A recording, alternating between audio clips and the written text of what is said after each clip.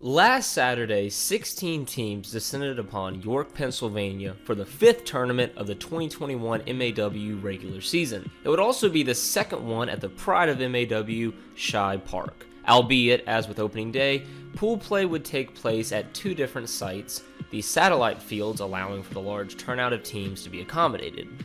From start to finish, the 4th annual MAW Wiffle Wars tournament was a superb day of whiffs and showed a lot of what we can expect out of these teams and players come playoffs. So without any further ado, my name is Ben and I invite you to pop some popcorn, sit back and enjoy this Wiffle Statement recap of the 4th annual MAW Wiffle Wars. Wow.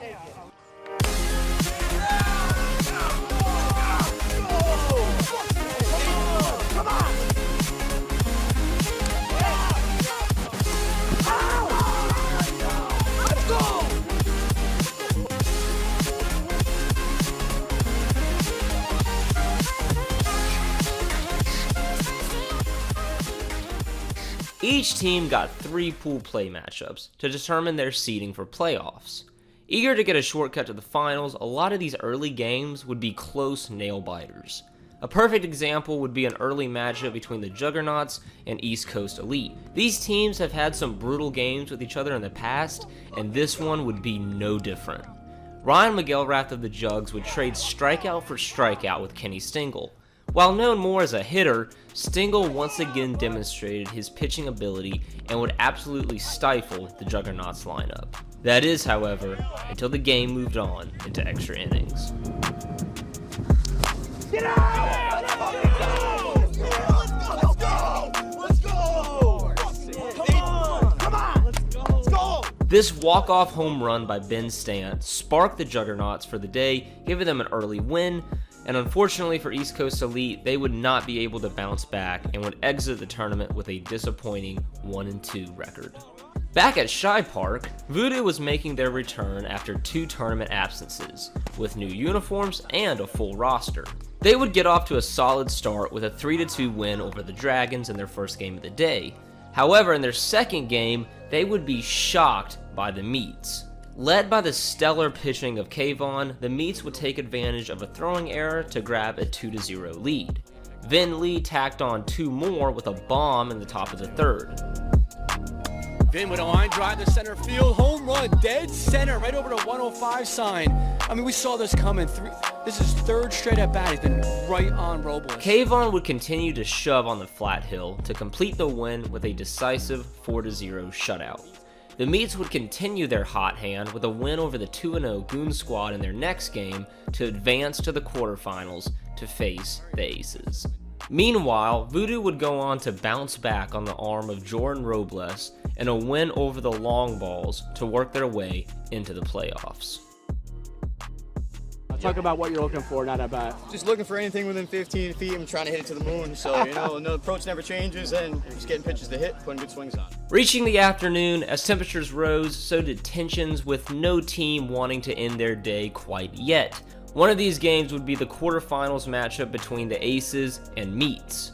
The Meats would take a 4-0 lead and look to ride that out under the arm of Vin Lee. But late in the game, Cam Farrow quickly said, "Not so easy."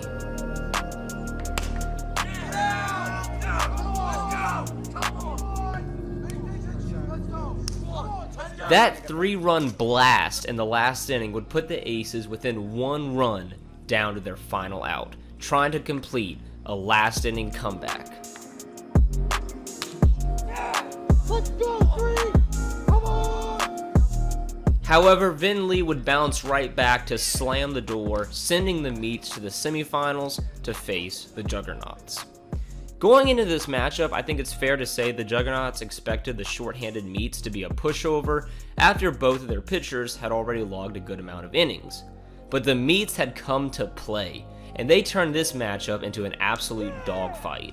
Red Sarnowski absolutely shoved for the Juggernauts on the rubber. But on the other side of the ball, the Juggernauts' bats would be frustrated by the Meats, who played immaculate defense.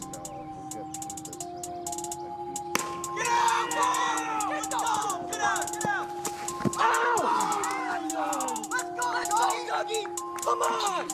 Let's go!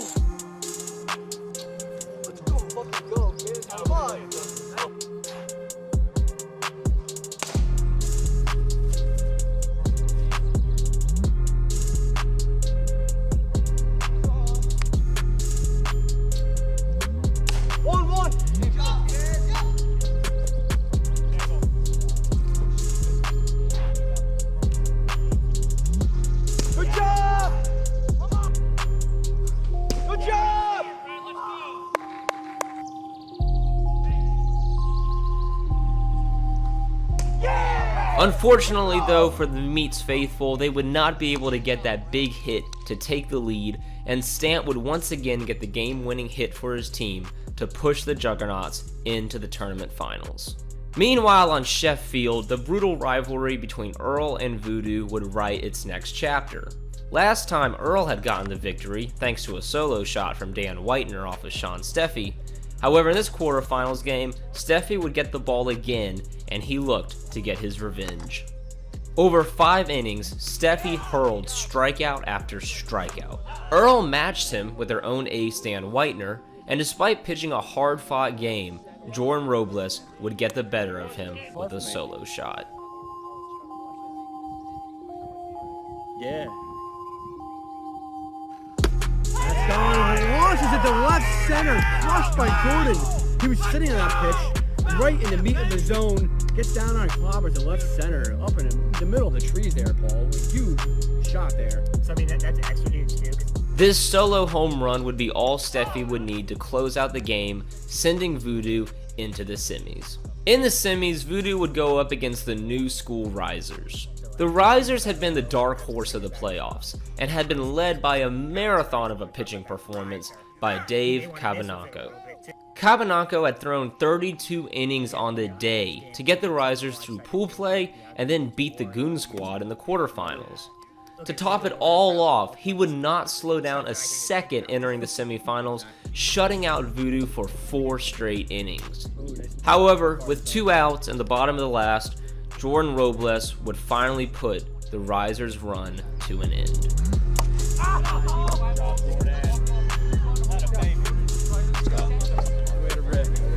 Great job, fellas. That 2-run blast ended Cabanacco's legendary pitching performance of 36 2/3 innings. Congratulations to him and his team on a great performance, but with that, team captain for Voodoo, Jordan Robles, had just sent his team into their first franchise tournament finals game to face the Juggernauts.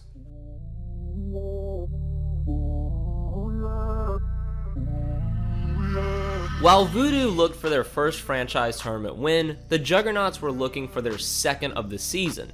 However, as opposed to their first win on opening day, in this finals they would be without the ace arm of their off-season signing, Brian DiNapoli. That being said, their rotation was a little out of sorts at this point. Ryan McGilrath had thrown their first 2 games, and Red had carried them through the playoffs. Instead of going to one of their tired arms, the Juggernauts decided to throw the fresh Tim McGilrath. While being a dominant pitcher back in his Palisades WBL days, as of the past couple years, Tim had seemed to kind of settle into a hitter and star fielder role for his team. So, safe to say this was a surprising move for the Juggernauts, who meanwhile would have to face the Southern ace, Toast, throwing in his first MAW Finals game. Nonetheless, though, it appeared that the Jugs were excited for this rivalry matchup of sorts, with their lead hitter Ben Stant supposedly telling Toast, quote, "I've been waiting a long time for this," end quote.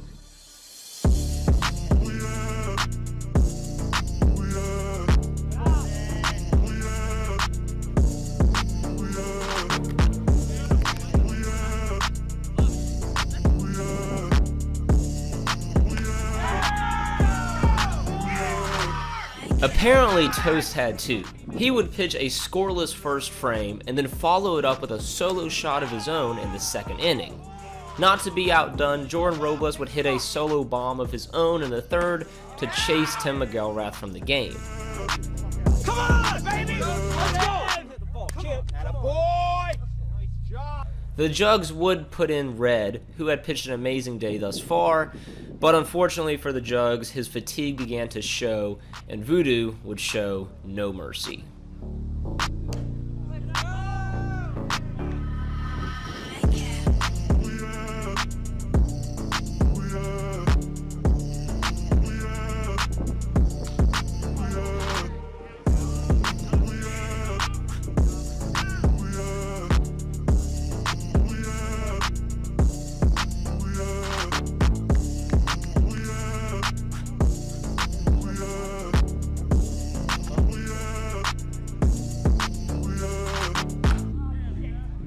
Thanks to contributions from the whole team, Voodoo would leap ahead 6-0, and the Jugs offense could not muster a comeback. Toast did not give up a single hit, shutting out the Juggernauts to cap off a 6-0 tournament win for Voodoo, their first tournament win in franchise history.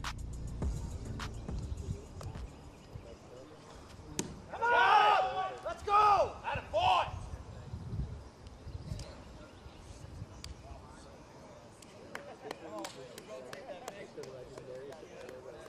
So let me have Steffi. I want you to comment as a fellow pitcher too on Toast's performance out there. I mean, I know you hit 2 home runs too. We're talking about that, but you know, shutting down the Juggernauts. How awesome was that out there? His pitch selection was pretty much flawless. I highly approve. And Attaboy! And Toast, talk about your hitting. You know, I know it's always awesome to help yourself on the mound. You know, hitting 2 home runs, especially that bomb, the first 2-run home run. How did it feel in the plate? It was good, man. I've been struggling all year. Finally put it together when I needed to. It was about time. I think somebody mentioned that. I was like, yeah. I think it was Packer because he's the asshole. Yeah, it's about time. So it feels good. And I want to leave you out, Packer. You know, what do you want to add to their team's performance today? He's still the ace. He's still the ace. I played a good game in the field. First tournament we were very streaky. We couldn't really put it together, but especially in the playoffs today, I felt like we kept putting things together, and that helped us a lot. All right, congratulations, guys! Your first championship of the season. Good job. Congratulations to Voodoo on a spectacular team effort all around and a tournament win. Also, props to all the other teams, including the ones I wasn't able to cover in this video, for competing at an awesome day of wiffle ball at MAW Wiffle Wars. Also, want to take a second to give a big shout out to Weiner Films for a lot of the footage that you saw in today's video. Besides being a great wiffler, Ethan is an absolute artist with what he does behind a camera, so thank you so much for all the footage. To see more of his work, look down the description of this video. Be sure to check him out, guys. He does amazing stuff. And with that, we're going to wrap up the video here, guys. As always, if you enjoyed it and you would like to see more, please drop a like and subscribe. Also, let me know what you think of this tournament down below. I would love to know your thoughts. All the links to the MAW social media outlets, as well as the full finals game from the tournament, edited by yours truly, are down in the description of this video, so be sure to check all that out. Until next time, my name is Ben. Get out there and play some Wiff, and I'll be talking to you guys soon. Goodbye.